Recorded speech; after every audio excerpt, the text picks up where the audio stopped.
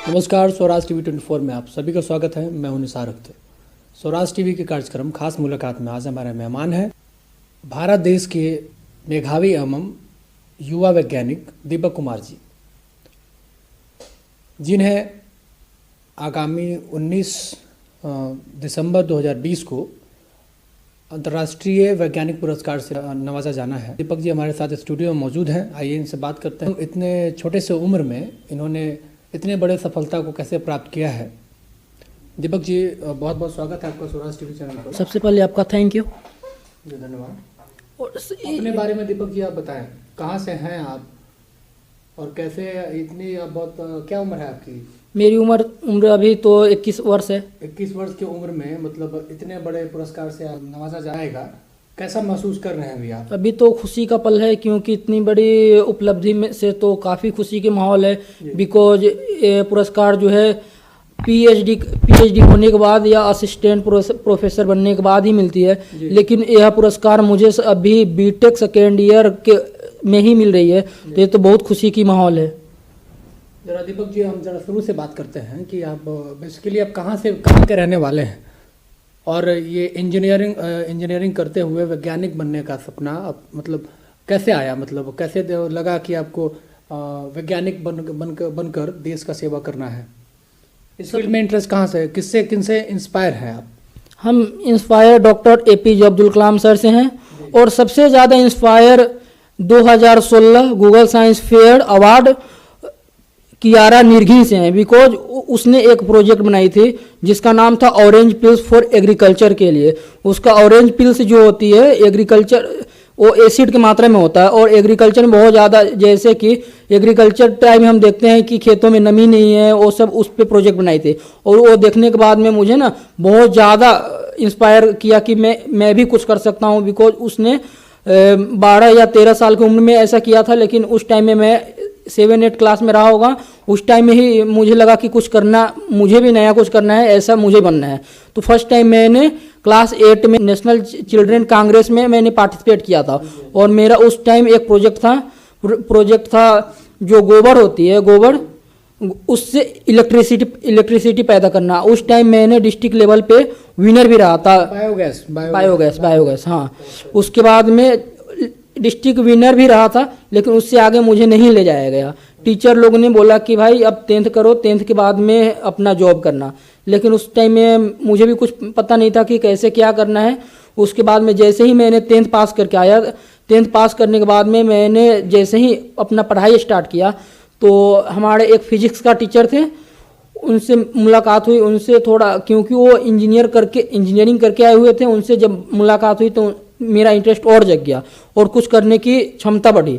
और उस टाइम में मैंने एक प्रोजेक्ट बनाया था। मेरे प्रोजेक्ट का नाम था detection of humps and potholes and notifying same to the driver. Because जब रोड पे चलते हैं, रोड पे चलते वक्त देखते हैं कि अरे भाई उबड़ खाबड़ है और बहुत ज़्यादा वो होता है ना। उबड़ खाबड़ के टाइम में जब हम गाड़ी चला रहे होते हैं, लेकिन पता नहीं होता है कि कब गाड़ी एक्सीडेंट कर जाए, कब किस पे। ये तो बहुत वर्ल्ड का सबसे खतरनाक सिचुएशन है। तो मैंने इस सब को देखा। बिकॉज मैं गांव से आता हूं, और उस टाइम में मेरे गांव में रोड बहुत खतरनाक होते थे। तो मेरे प्रोजेक्ट में था ये कि detection of humps and potholes and notifying same to the driver. मतलब ड्राइवर को डिटेक्ट करेगा कि यहाँ पे पोथोल्स है और हम्प्स है। जैसे ही अगर ड्राइवर जा रहा होगा तो उसे पता चल जाए। अच्छा दीपक जी, आप बिहार के मोतिहारी जिले के क्षेत्र, मतलब जिले अंतर्गत आप एक बहुत ही छोटे गांव से आते हैं। छोटे जगह से उठ के मतलब आप इतने बड़े जगह पे गए। मतलब 10th में भी आपने नहीं 10th में आपका शायद हमारे जानकारी के अनुसार आप जिला टॉपर रहे हैं। आखिर आपने इंजीनियरिंग का ही क्यों सोचा? कुछ और फील्ड दिमाग में नहीं आया? मतलब क्या बचपन से ही शौक था कि हमें इंजीनियर ही बनना है? नहीं, मैं 8 क्लास जब पास किया तभी से माइंड में बैठ गया था कि इंजीनियर ही बनना है, बस कुछ नहीं करना है, बस इंजीनियर बनना है। 10th जब पास किया तो मुझे लगा नहीं कुछ नया करना है, लेकिन वहाँ पे मुझे गाइडेंस नहीं मिली, तो मैं वहाँ पे बहुत ज़्यादा परेशान हो गया था। उसके बाद में 11th क्लास में मुझे पता चला कि हाँ यहाँ से बहुत ज़्यादा रास्ता मिल सकता है, और इसके लिए मैंने मेन रूप से देखा कि मुझे साइंस फील्ड में जाना है। कुछ भी हो, इंजीनियरिंग की करे उसके बाद में भी मुझे साइंस फील्ड में ही जाना है। तो उसके बाद में मैंने देखा तब एक होता है KVPY किशोर वैज्ञानिक प्रोत्साहन योजना, जो कि IISc बेंगलुरु द्वारा संचालित किया जाता है। तो उसमें मैं पार्टिसिपेट किया, लेकिन फर्स्ट टाइम मैंने क्लियर नहीं कर पाया, फेल कर गया। उसके बाद में सेकेंड टाइम जब अटेम्प्ट किया मैंने, तो सेकेंड टाइम में मैंने तो बहुत ज़्यादा अंकों से पास कर गया, लेकिन पास करने के बावजूद मैं उस टाइम ऑलरेडी इंजीनियरिंग स्टूडेंट था, इसलिए मैं वहाँ पे एडमिशन नहीं ले पाया।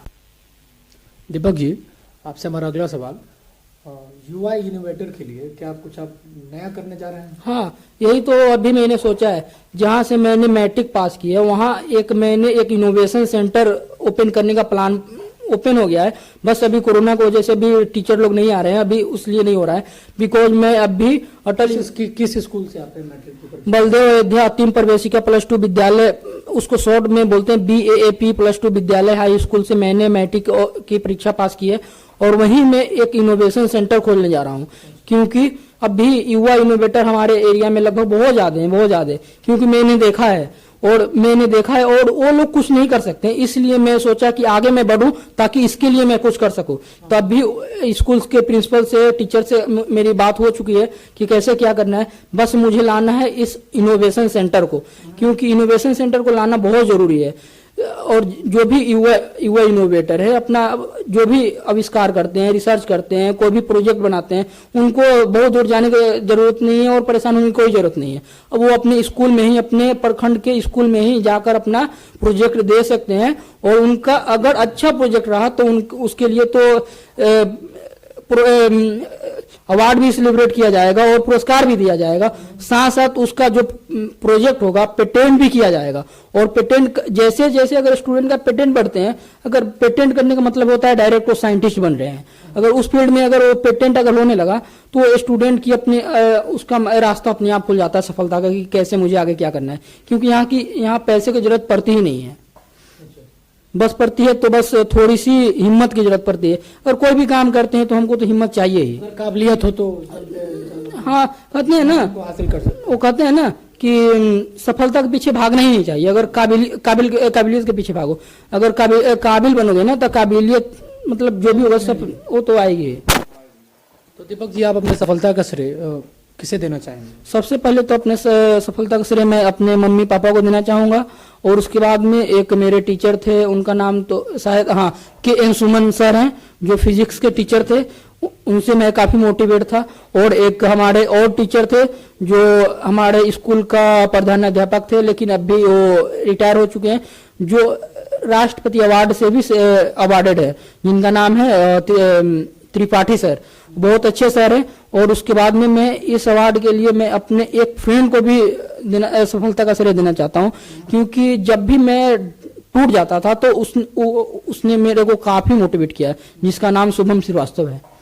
दीपक जी, हम आपको स्वराज TV 24 के पूरी टीम की तरफ से आपके उज्जवल भविष्य की कामना करते हैं, एंड जो आपको आगामी 20 तारीख को जो सम्मान दिया जाना है उसके लिए बहुत बहुत आपको मुबारकबाद। हम भी स्वराज TV 24 को, सभी टीम को थैंक यू बोलते हैं। अगर आप हमें YouTube के माध्यम से देख रहे हैं तो हमारे ऑफिशियल YouTube चैनल को सब्सक्राइब कर बेल आइकन दबाना बिल्कुल ना भूलें, जिससे आप अपने क्षेत्र के हर छोटे बड़े खबरों से रूबरू हो सकें। अगर आप में भी है पत्रकारिता का जज्बा तो स्वराज TV 24 दे रही है आपको मौका। आप हमारे ऑफिशियल व्हाट्सएप नंबर 8825209645 व 8709188659 पर अपना वीडियो सेंड करें। धन्यवाद।